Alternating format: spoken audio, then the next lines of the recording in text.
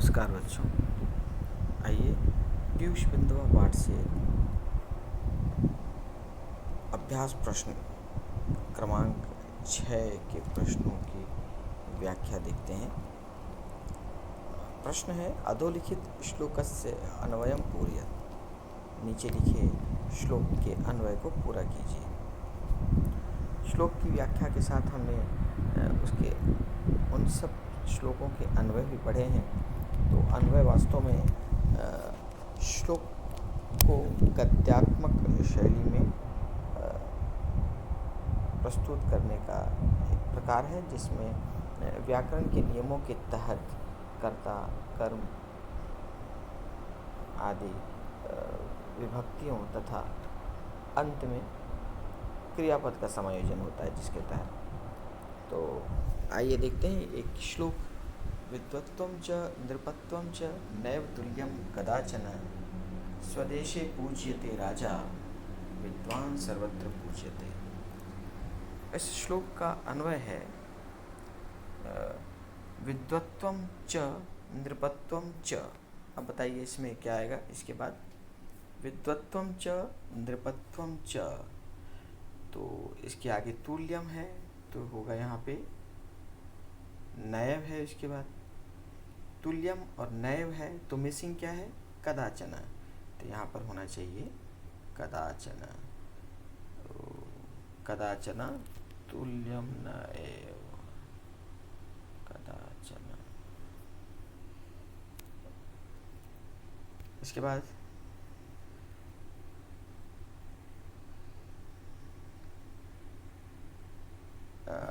दूसरा डैश केवलम स्वदेशे।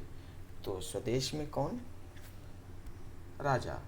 तो राजा केवलम स्वदेशे डैश, स्वदेशे पूज्यते। तो यहाँ पे स्वदेशे है तो निश्चय रूप से ये राजा ही होगा। तो राजा केवलम, तो यहाँ पे हो जाएगा राजा। दूसरे खाली स्थान में उसके बाद स्वदेशे, तो राजा केवलम स्वदेशे, तो राजा केवलम स्वदेशे पूज्यते। राजा केवलम स्वदेशे पूज्यते। तो राजा केवल अपने देश में पूजा जाता है। राजा केवल अपने देश में पूजा जाता है, किंतु डैश सर्वत्र पूज्यते।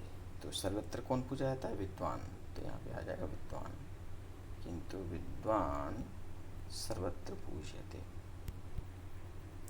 तो इस प्रकार यह था अन्वय। इसके बाद आगे बढ़ते हैं। अधोलिखित वाक्यानां संस्कृत भाषायाम अनुवादम कुरु। दिए गए वाक्यों का संस्कृत भाषा में अनुवाद कीजिए। वाक्य दिए हुए हैं, इन वाक्यों को संस्कृत भाषा में अनुवाद करना है। तो देखते हैं पहला वाक्य। एक वृक्ष 10 पुत्रों के समान होता है। एक वृक्ष 10 पुत्रों के समान होता है।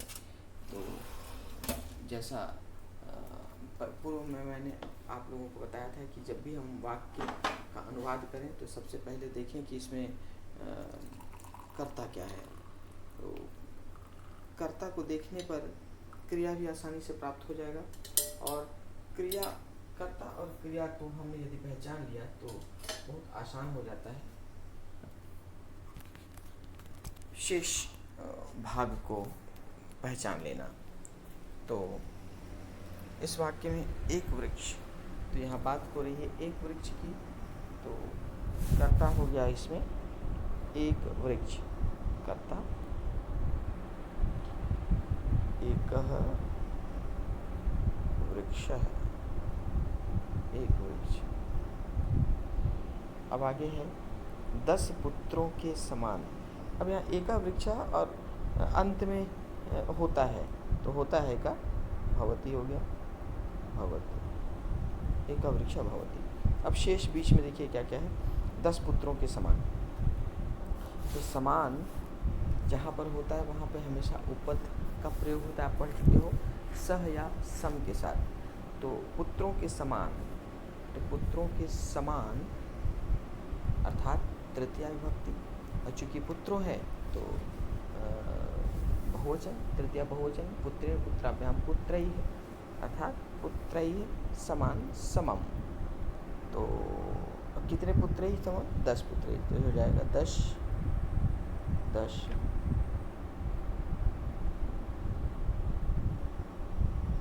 पुत्रैः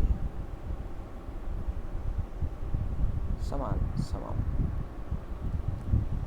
10 पुत्रैः समम भवति। एकः वृक्षः 10 पुत्रैः समम भवति। ये था इसका अनुवाद। अब आगे बढ़ें। अगला वाक्य, परिश्रम से ही कार्य पूर्ण होते हैं। तो का इसमें पूर्ण होते हैं, इसमें कौन लगाइए तो आपको मिल जाएगा कर्ता। कौन पूर्ण होते हैं? कार्य। तो कार्य मतलब नपुंसक लिंग। तो कार्य कितने कार्य? कई कार्य, क्योंकि पूरे होते हैं यहाँ पे दिया हुआ है, अर्थात कार्य बहुवचन में है। तो हो जाए कार्यम कार्य कार्याणि,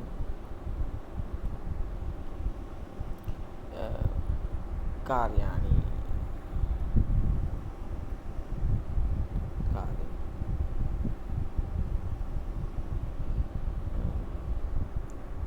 परिश्रम से, तो परिश्रम के साथ तृतीया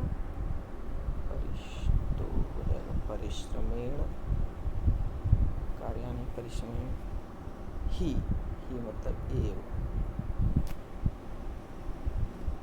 कार्याणि परिश्रमेण ही कार्याणि पूर्यन्ते, पूरे होते हैं।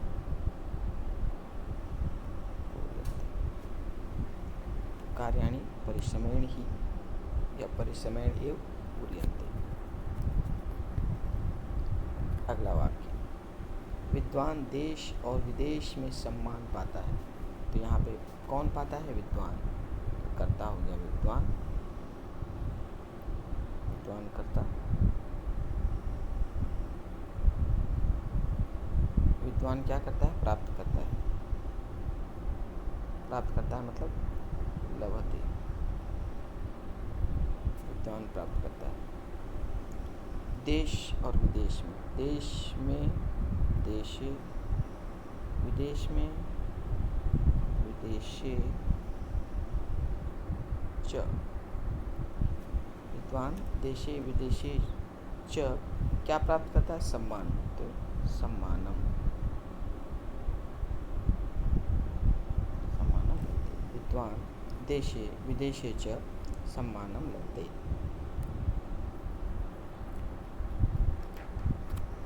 अगला वाक्य, विद्यादान महादान है। किसके बारे में बात हो रही है? विद्यादान के बारे में। तो कर्ता यहाँ हो गया विद्यादान, तो ये हुआ कर्ता विद्यादानम।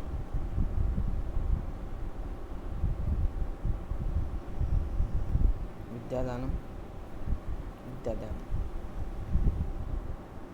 महादान है, तो महादानम है अस्ति, विद्यादानम महादानम अस्ति। अगला वाक्य, कार्य छोटा और बड़ा नहीं होता। होता मतलब एक कार्य की बात हो रही है, तो हो जाएगा कार्यम।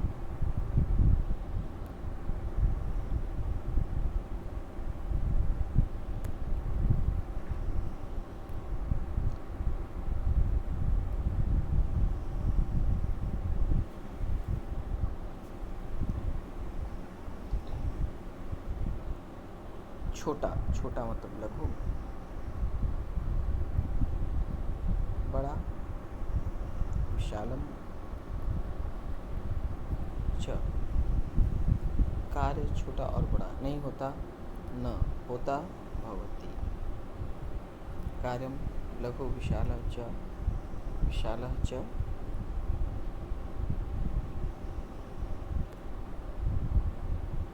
विशालम च, क्योंकि कार्यम नपुंसकलिंग है, विशालं च न भवति, कार्यं लघु विशालं च न भवति। इस प्रकार ये संस्कृत वाक्यों का अनुवाद आपने देखा। अब बढ़ते हैं आगे। निम्न चित्रों को देखकर समान भाव के श्लोक या श्लोकांश लिखिए।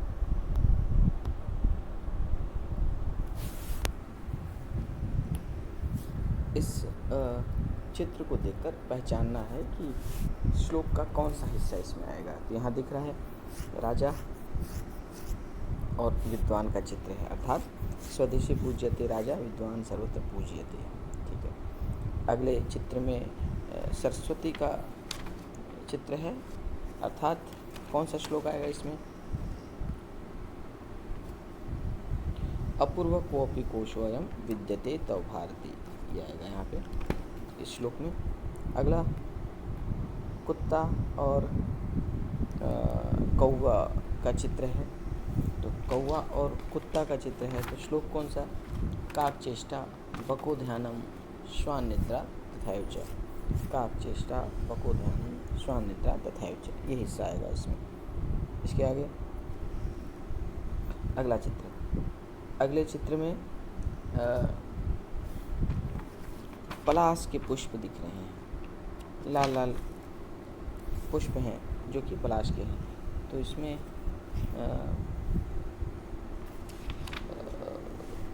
कौन सा श्लोक आएगा जिसमें पलाश का चित्र था? विद्याहीना न शोभन्ते निर्गंधा एव पुंशिका, विद्याहीन व्यक्ति वैसे सुशोभित नहीं होता जैसे पलाश का वृक्ष। अगला चित्र में, अगले चित्र में देव, तो देव क्या आएगा यहाँ पे? देव आशीर्वाद की मुद्रा में, अर्थात सहायक है, आशीर्वाद की मुद्रा है अर्थात सहायक है। तो क्या होगा? तो उद्यम साहसं धैर्यं शक्ति विद्या पराक्रम एते षड्यतिष्ठन्ति तत्र देवः सहायकः, यह आएगा यहाँ पे। अगले चित्र में किताब का चित्र है, अर्थात यहाँ विद्या की ओर इशारा है। तो विद्या ददाति विनयम विनयात् ददाति पात्रतां पात्रत्वात् धर्माप्नोति धनात् धर्मं तथा सुखम। अगला सेल्फ असेसमेंट, इसमें भिन्न पद चुनकर लिखना है कि एक शब्द जो है वो चारों से अलग है। वो कौन कौन से शब्द हैं? पराक्रम, साहस, उद्यम, देव। तो यहाँ पर पराक्रम, साहस, उद्यम, ये तीनों भाव है और देव यहाँ पे संज्ञा है। तो यहाँ आ जाएगा देव, देव भिन्न पद है। यत्र तत्र सर्वत्र अस्त्रम, इसमें यत्र तत्र और सर्वत्र अव्यय है और अस्त्रम मतलब हथियार, अस्त्रम संज्ञा है, अस्त्रम भिन्न पद। षट सप्त पंच सर्वम, तो षट सप्त और पंच संख्या है और सर्वम सर्वनाम है, तो सर्वम अलग हो गया। काकः बकः पिकः श्वानः, काकः बकः पिकः श्वानः, इसमें काकः बकः और पिकः ये तीनों पक्षी है और श्वानः पशु है। श्वानः मतलब कुत्ता, ये पशु है। गृहम ग्रामम स्वयं देशः, इस वक्त यहाँ पर गृहम ग्रामम देश ये तीनों स्थान हैं और स्वयं स्वयं सर्वनाम, स्वयं के विषय में। आगे बढ़ते हैं वैल्यू बेस्ड क्वेश्चंस। स्वदेशी पूज्यते राजा विद्वान सर्वत्र पूज्यते, अस्मिन् वाक्ये कस्य महत्वं वर्णितम्, इस वाक्य में किसका महत्व बताया गया है? स्वदेशी राजा पूजा जाता है और विद्वान सब जगह पूजा जाता है, तो किसका महत्व है? विद्या का महत्व है। विद्या उत्तर हुआ। अगले इसमें भारतीय कोश व्यर्थ वृद्धिमायाति, भारती का कोश व्यय करने से बढ़ता जाता है। तो विद्या कथम वर्धते, विद्या कैसे बढ़ जाता है? विद्या कैसे बढ़ती है? तो विद्या व्यय करने से बढ़ती है। इसका उत्तर विद्या कथम वर्धते, विद्या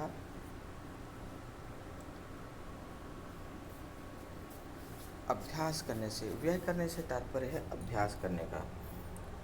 धन को हम खर्च करते हैं और विद्या को खर्च करना उसका अभ्यास है। जब हम विद्या का अभ्यास करते हैं अर्थात उसका व्यय करते हैं, तो व्यय करने अर्थात अभ्यास करने से यह और बढ़ता जाता है। तो यहाँ पर इसका उत्तर अभ्यास है,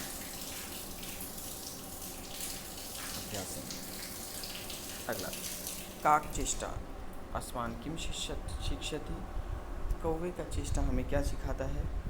निरंतर प्रयास, सजगता या चातुर्यम।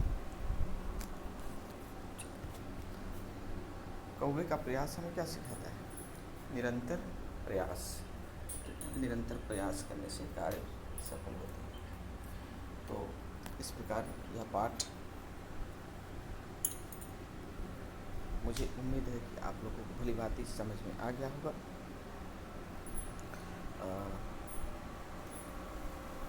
मिलते हैं अगले वीडियो में नए पाठ के साथ। नमस्कार।